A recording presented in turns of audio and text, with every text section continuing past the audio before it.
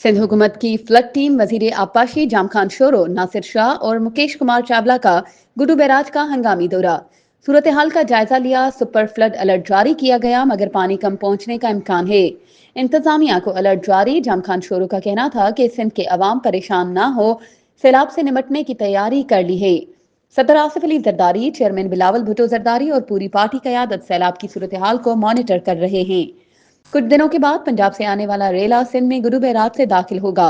वजीर आबपाशी सिंध का मजीद कहना था कि एक अंदाजे के मुताबिक 7 से 8 लाख क्यूसिक पानी हो सकता है। सूबाई वजीर तवानाई सैयद नासिर हुसैन शाह का कहना था कि बारिशें होती हैं तो फिर भी डरने की बात नहीं है। बचाव बंद मजबूत हैं, पानी आसानी गुजरने की तवक्को है।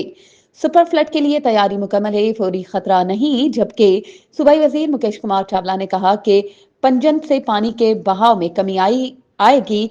अगले 24 घंटे अहम हैं। सैलाब से निमटने के लिए मुकम्मल इंतजाम किए गए हैं। इस मौके पे सेक्रेटरी एरीगेशन जरीफ खेड़ो और दीगर अफसरान भी मौजूद थे। मजीद खबरों और अपडेट्स के लिए हमारे चैनल को सब्सक्राइब करें और बेल आइकन को प्रेस करना ना भूलें।